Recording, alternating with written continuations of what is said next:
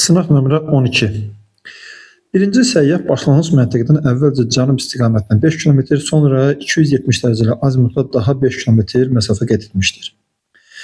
İkinci səyyah isə birinci səyyahın hərəkətə başladığı məntəqədən əvvəlcə qərbə 7 km, sonra isə 0 dərəcəli azimutla 8 km hərəkət etmişdir. Üçüncü səyyah isə ikinci səyyahın çatdığı məntəqədən əvvəlcə 180 dərəcəli azimutla 13 km, sonra isə 7 km şərqə getmişdir. Üçüncü səyyah birinci və ikinci səyyahın hərəkətə başladığı məntəqəyə hansı azimutla gedə bilər? Əvvəlcə birinci səyyahın hərəkət sxeminə baxaq. Deyək ki, bu başlanğıc məntəqədir. Başlanğıc məntəqədən əvvəlcə cənub istiqamətində 5 km getdi. Deməli, bura qədər gəldi 5 km. Ardından 270 dərəcəli azimutla, yəni qərbə doğru yenə 5 km getdi. Bu da olsun növbəti 5 km. Birinci səyyah çatdı bura. Birinci səyyah. Və ikinci səyyah isə birinci səyyahın hərəkətə başladığı məntəqədən əvvəlcə qərbə doğru 7 km. Yəni buradan başlayıb 7 km deyək. 7 km. Çünki burada 5 km gəlmişdi birinci səyyah qərb istiqamətinə. 2 km artıq çəkdik təxminən. Sonra 0 dərəcəli azimutla da 8 km. Təxminən burada 8 km desək. Məsafə hərəkət etmişdir. Üçüncü səyyah, yəni ikinci səyyahın çatdığı yer buradır. İkinci səyyahın çatdığı yer buradır. Üçüncü səyyah isə ikinci səyyahın çatdığı məntəqədən, yəni bax buradan əvvəlcə 13 km cənuba, yəni bu qədər cənuba. Onun 8 kilometri ikinci səyyahın şimala getdiyidir. 5 kilometri də birinci səyyahın getdiyidir. 13 kilometr gəldi, bura çatdı və 7 kilometr şərqə getmişdi. Yəni birinci səyyahın qərbə doğru getdiyi qədər bu səyyah şərqə gedib, yəni gəlib çatıb bura. Birinci səyyahın cənuba doğru 5 kilometr gələndə çatdığı məntəqə. Yəni bu da üçüncü səyyahın çatdığı məntəqədir. Üçüncü səyyah birinci və ikinci səyyahın hərəkətə başladığı məntəqəyə, yəni bax bura hansı azimutla gedə bilər? Deməli 0 dərəcəli azimutla və ya 360 dərəcəli azimutla. Gördüyümüz qədər burada 0 dərəcəli azimut D variantında verilibdir. Materiklərin ucqar nöqtələrindən şimal yarımkürəsində yerləşimləri müəyyən edək. Bir rəqəmi ilə verilən Parinyas ucqar nöqtəsi Cənubi Amerikanın qərb ucqar nöqtəsidir ki, ekvatordan aşağıda cənubda yerləşir. Deməli, 1 bizə lazım deyil. 1-in verildiyi variantları silirəm. 2 rəqəmindən Qalinas verilib. Qalinas Cənubi Amerikanın şimal ucqar nöqtəsidir ki, ekvatordan şimalda yerləşir. Deməli, 2 bizə lazımdır. 2-nin verilmədiyi A və B variantlarında silsəm, cavabımız Y olaraq ortaya çıxar. Onda 3 rəqəmi ilə verilən PI burnu Avrasiyanın ucqar cənub nöqtəsidir ki, ekvatordan şimaldadır. Və 4 rəqəmi ilə verilən Mariato burnu Şimali Amerikanın ucqar cənub nöqtəsidir ki, o da şimal yarımkürəsindədir. Deməli, cavabımız Y variantı. 5 rəqəmi ilə verilən Byron Avstraliyanın ucqar nöqtəsidir ki, Avstraliya tamamilə cənub və şərq yarımkürələrindədir. Və 6 rəqəmi ilə verilən Cabo Branco Cənubi Amerikanın şərq ucqar nöqtəsidir ki, o da cənub yarımkürəsindədir. Üçüncü sual baxaq, əziz müəllimlər. Yer kürəsi orbit müstəvisinə 63 dərəcə meyilli olsaydı, tropik işıqlanma quşağının cənub sərhəddi ilə cənub mülayim işıqlanma quşağının cənub sərhəddi arasında ən qısa məsafə 1 bölünsün 222 km miqyaslı xəritdə neçə santimetr olardı? Biz bilirik ki, yerin xəyali oxun orbit müstəvisinə meyillik bucağı ilə qütb dairələrinin coğrafi enliyi eyni dərəcədə olur. Yəni, belə çıxır ki, qütb dairələri 63 dərəcədən keçər. Tropikləri tapmaqdan da ötürü qütb dairələrinin coğrafi enliyini 90-dan çıxarıq. Yəni, belə çıxır ki, belə bir şəkildə çəkəsi olsaq, qütb dairələri 63-dən keçir, tropiklər isə 27-dən keçir. Cənub tropikini də 27-dən çəkirəm, cənub qütb dairəsini 63-dən çəkirəm. İndi şərt verib ki, tropik işıqlanma quşağının cənub sərhəddi. Tropik işıqlanma quşağının cənub sərhəddi olacaq cənub tropik xətti. Və cənub mülayim işıqlanma qurşağının cənub sərhəddi. Cənub mülayim işıqlanma qurşağının cənub sərhəddi də 63 dərəcə cənub enliyi olacaq. Aralarındakı məsafə olacaq 36 dərəcə. Yəni 63-dən 27 çıxsaq 36 dərəcə eləyəcək. Buradan bura 36 dərəcə. Və 1 dərəcəli meridian qövsünün uzunluğu da 111 km olduğuna görə bunların hasılı eləyəcək 3996 km. Biz artıq buradakı həqiqi məsafəni tapmış olduq və miqyasımız da 222 km olduğuna görə xəttdəki məsafəni tapmaq üçün 3996-nı bölərik 222-yə. Cavabımız eləyəcək 18. Yəni cavab Y variantı. Dördüncü suala baxaq. Euler-Venn diaqramına əsasən uyğunluğu müəyyənləyək. Burada biz Paleozoy, Mezozoy və Kaynozoy eralarına ayrılan xüsusiyyətləri götürəcəyik. A bəndinə baxırıq. A şərtinə daha dəqiq desək. Aralıq Qara, Xəzər və Aral dənizləri bir-birindən ayrılmışdır. Bu bilirik ki, Kaynozoyda baş veribdir. Deməli 7-yə A. 7-yə A-nın verilmədiyi D və Y variantlarını silirəm. 3 geoloji dövrə malikdir. Paleozoyda 6 dövrdür, Mezozoy ilə Kaynozoyda hərəsində 3 dövr. Yəni trias sürət habaşir və paleogen, neogen, antropogen. 6-cıya da B şərti uyğun gəlir. Hal-hazırda ilk 3 variantın üçündə də elədir. Sonra baxırıq, Fanerozoy eonuna aiddir. Fanerozoy eonu 3 dənə eradan ibarətdir ki, Paleozoy, Mezozoy, Kaynozoy hər üçü Fanerozoydadır. Kriptozoyda Arxeyan Proterozoyda. Deməli 5-ciyə C. 5-ciyə C yenə hər 3 variantda var. D-yə baxırıq. Bu erada yaranmış dağlar Afrika materikində rast gəlinir.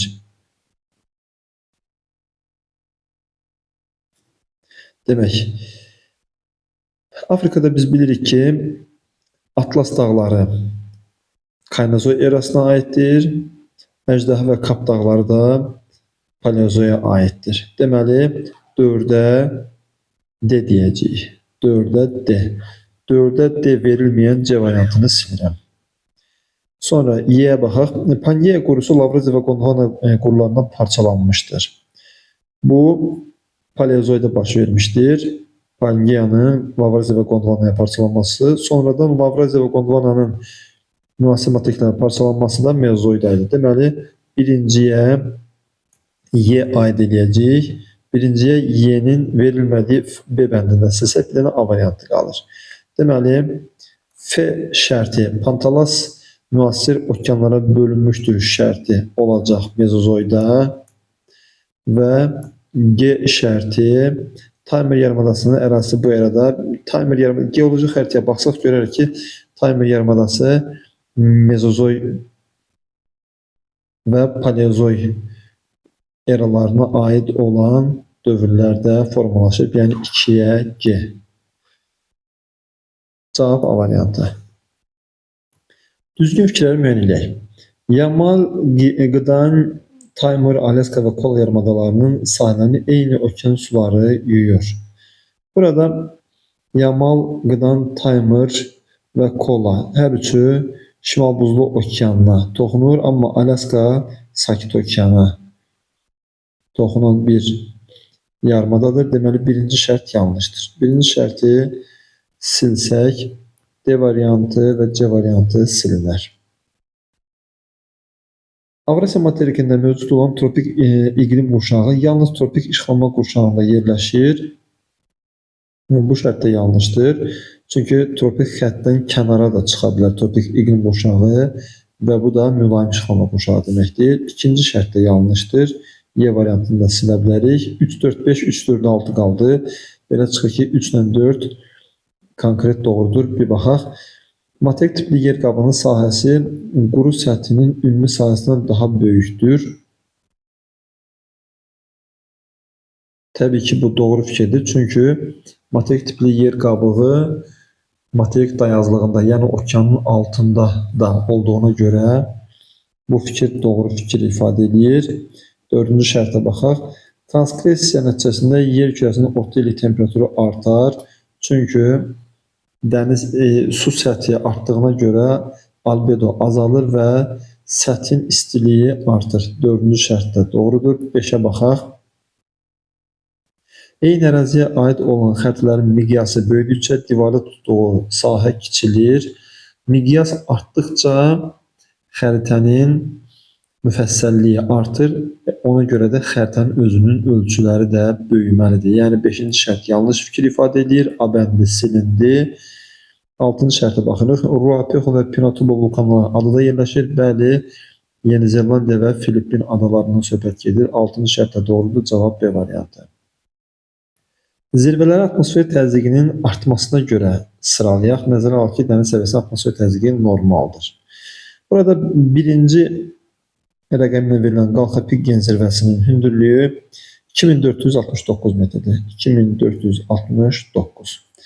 İkinci rəqəmlə verilən dəmavət 5610 metr. 3 rəqəmi ilə verilən Narodnaya zirvəsi Ural dağlarında 1895 metr. 4 rəqəmi ilə verilən Elbrus Qafqaz dağlarında 5642. 6 rəqəmi ilə verilən Mont Blanc alt dağlarında 4807 və 5 rəqəmi ilə verilən Mont Blanc idi bu. 6 rəqəmi ilə verilən Mitchell zirvəsi də Appalaç dağlarında 2037 metr. Bu ardıcılığı nəzərə alsaq 4, 2, 5, 1, 6, 3 olar. Yəni cavab C variantı.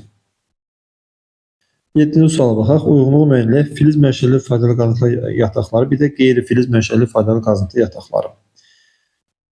Gilgəsçay civə yatağıdır. Filiz mənşəli olduğuna görə birinciyə 1-i götürürük.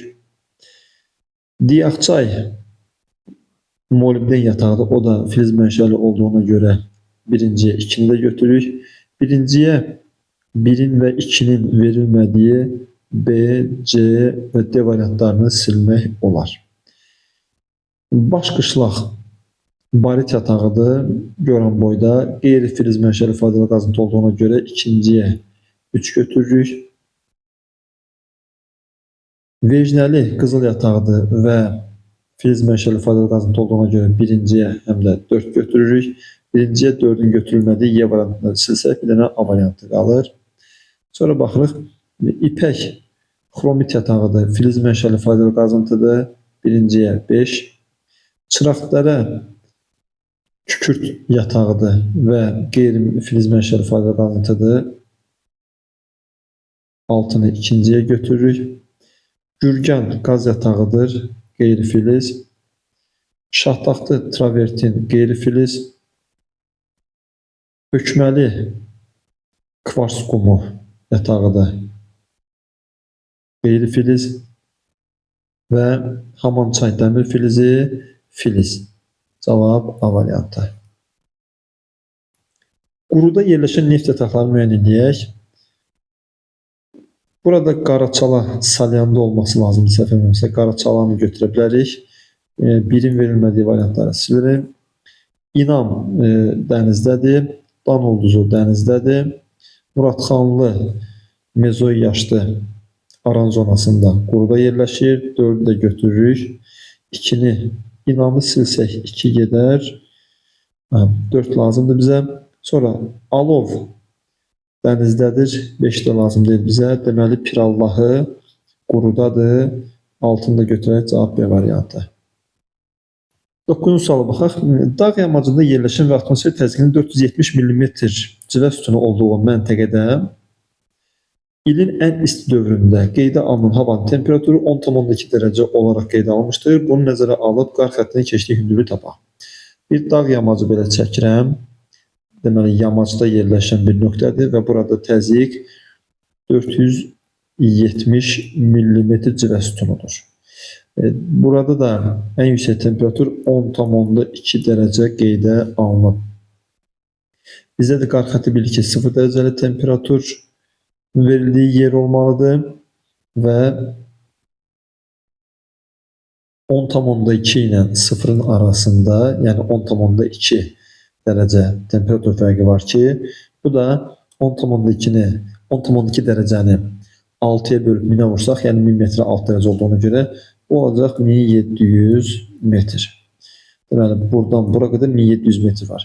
Öncə bu 470 mm təzyiq olan ərazinin nə qədər hündürlükdə olduğunu tapmaqdan ötürü biz normal atmosfer təzyiqindən, yəni 760-dan 470-i çıxacağıq. Bu eləcə 290 və təzyiq fərqini də hündürlüyə çevirmək üçün təzyiq fərqini 10-a vurmalıyıq. Vurduq 10-a elədi 2900 metr. Deməli, burada hündürlük 2900 metrdir. Üstünə də 1700'ü gəlsək, olacaq 4600 metr. Cavab C variantı. 10-cu sual. Doğru olmayan fikirləri müəyyən edək. Aralıq dənizi 3 qitənin sahillərini yuyur və 3 yarımkürədə yerləşir. Bəli, Aralıq dənizi Avropa, Asiya və Afrika qitələrinin sahillərini yuyur və üzərindən Greenwich xətti keçdiyinə görə 3 yarımkürədə yerləşir. Birinci şərt doğru fikri ifadə edildiyinə görə biz onu silirik. A və C variantlarını eləmək olar. Antarktida materikində oazislər rast gəlinir. Oazis biz bilirik ki, buzdan azad olmuş vahələrdir. Bəli, Antarktidanın ətraflarında bunlar var. İkinci şərtdə doğru fikri ifadə edildiyinə görə Y variantında silmək olar. Üçüncü şərtə baxaq.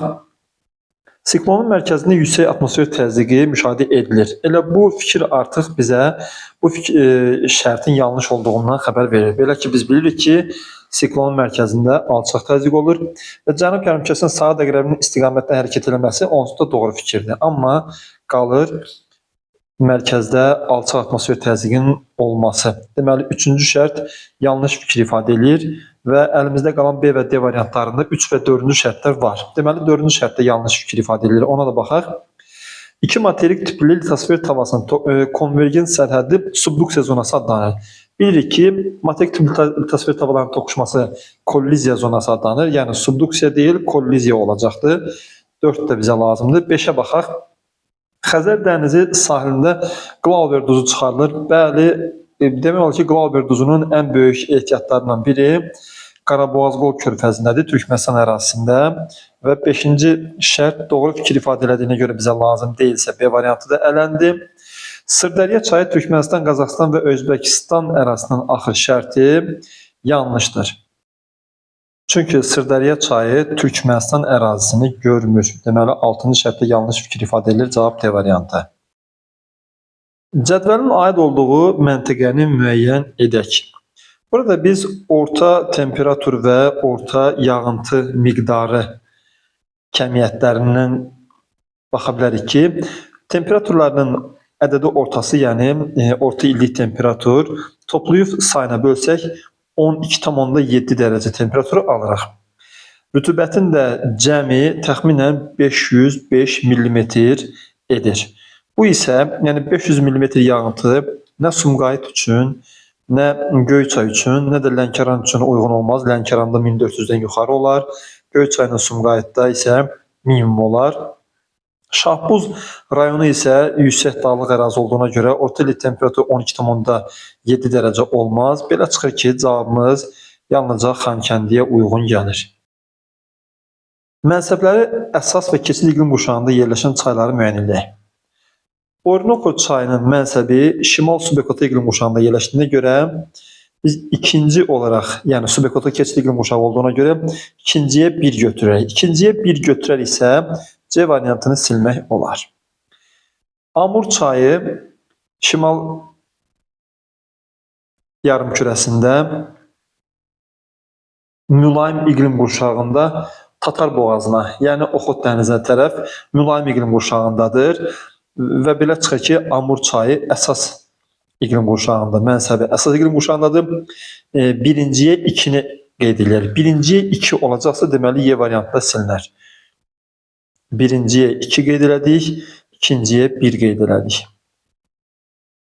Müqəddəs Lavrenti çayı Şimali Amerikanın şərqində mənsəbi mülayim iqlim qurşağındadır. Deməli, əsas iqlim qurşağında olduğuna görə birinciyə 3-ü də əlavə eləyəcəyik. Birinciyə 3 də əlavə olması olsa, D variantı da silinər. Mississippi Şimali Amerikada mənsəbi subtropik iqlim qurşağındadır, keçid iqlim qurşağındadır. Deməli, ikinciyə 4 artıq əlimizdə olan variantlar da var.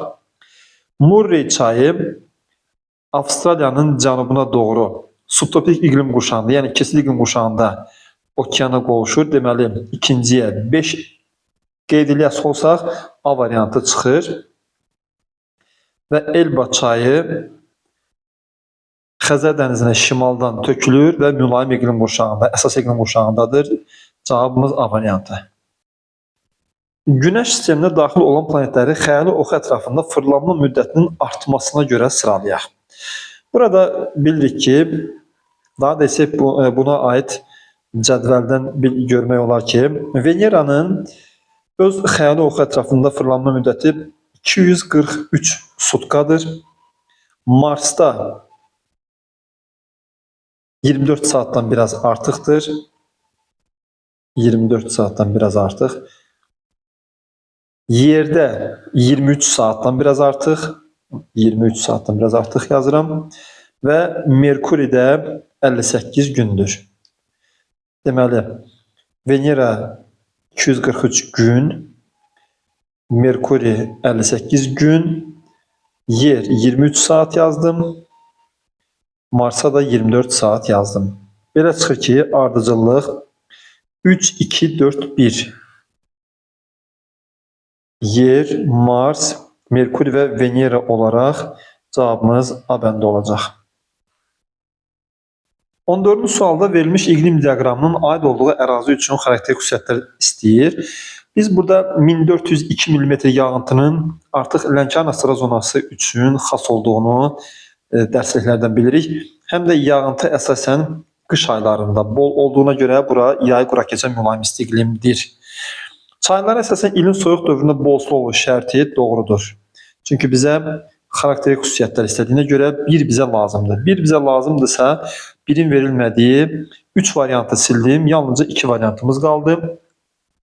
Sitrus bitkilərin becərilməsi üçün təbii şərait mövcud deyil şərti yanlışdır. Biz bilirik ki, Lənkəran astral zonası Azərbaycan sitrus zonasıdır. İkinci şərt lazım deyil. Qara torpaqlar geniş yayılmışdır şərti də doğru deyil. Deməli, C variantı da silinə bilər. Yay aylarında çaylarda suvarmada istifadə olunur. Bəli, yay ayları quraq olduğuna görə burada çaylardan suvarmada istifadə olunar. Dördüncü şərt bizə lazımdır. Böyük Qafqazın cənub yamacında yerləşir şərti doğru deyil. İntrazonal landşaftlara rast gəlinir. Bəli, biz bilirik ki, Qanı Qayri çaydır, Şollar düzüdür və Lənkəran ovalığında düzənlik meşələri, yəni intrazonal landşaft var. 1, 4, 6 cavab B variantı. Okean cəryanları və iceberglər səbəb ola bilər. Yəni, nəyə səbəb olar? Okean suyun duzluğunun dəyişməsinə. Bəli, iceberglər müəyyən enliklərdə əriyib suyun duzluğunu azalda bilər. Birinci şərt bizə lazımdır. Deməli, birinci şərtin verilmədiyi variantları sildim.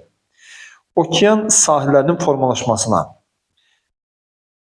Bəzi fjord tipli körfəzlər var ki, onlar buzlaq mənşəli relyef formalarından əmələ gəlir, yəni iceberglərin təsirindən əmələ gələ bilər. Deməli, ikinci şərtdə götürəsi olsaq, C variantında silərik. Okeanların səviyyəsinin kəskin dəyişməsinə.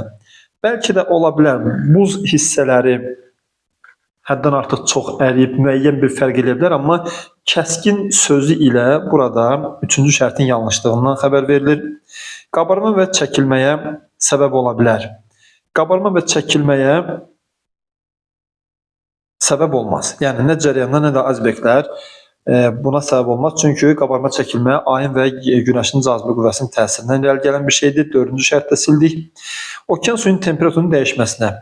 İsti cəryanlar nisbətən isti enliklərdən nisbətən soyuq enliklərə doğru getdikcə orada suyun temperaturunun artmasına və ya tərsinə soyuq cəryanlar da getdikləri yerdə suyun soyumasına səbəb ola bilər və ya iceberglər nisbətən isti enliklərə gəlib, əriyib orada suyun temperaturunu azalda bilər. 5-ci şərtdə bizə lazımdırsa D variantı cavabımız çıxdı. Endogen mənşəli dalğaların formalaşmasına. Endogen mənşəli dalğalar, söhbət burada tsunamidən gedir.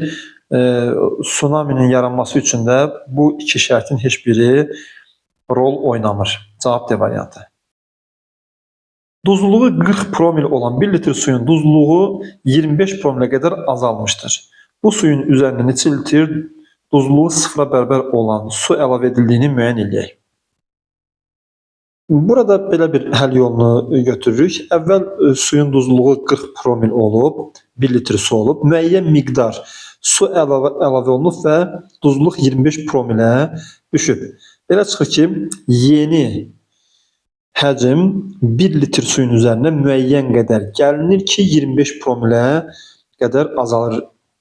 Biz hal-hazırki duzluluğumuzu yeni həcmə, yəni 1 litrdən daha çox olan həcmə bölsək, 25 promillik duz alınır.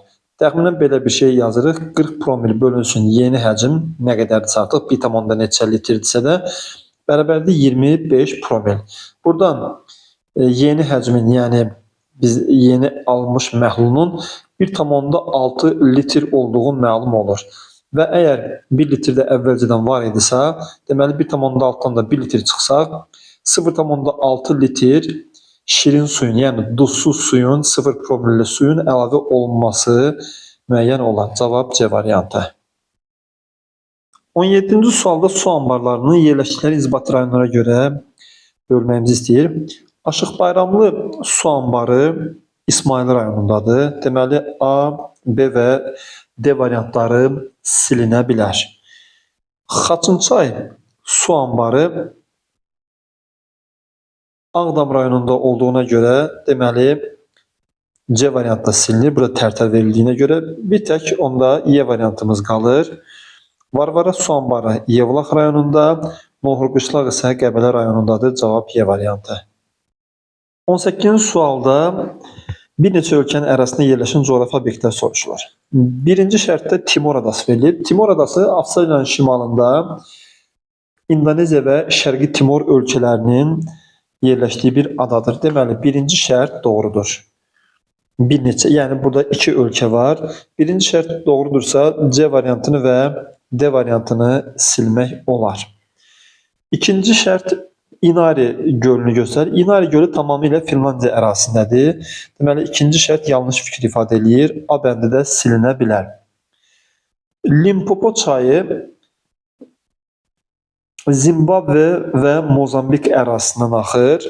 Deməli, üçüncü şərt də bizə lazımdır. Onsuz da əlimizdə qalan hər iki variantın ikisində də üçüncü şərt var. Dördüncü şərt Xupsugul gölüdür. Xupsugul gölü tamamilə Monqolistan ərazisindədir. Deməli, dördüncü şərt yanlış fikir ifadə edildiyinə görə Y variantında silmək olar. Beşinci şərtdə Sulawesi adası verilib ki, tamamilə İndoneziya ərazisindədir. Altıncı şərtdə Oder və ya Odra çayı verilib.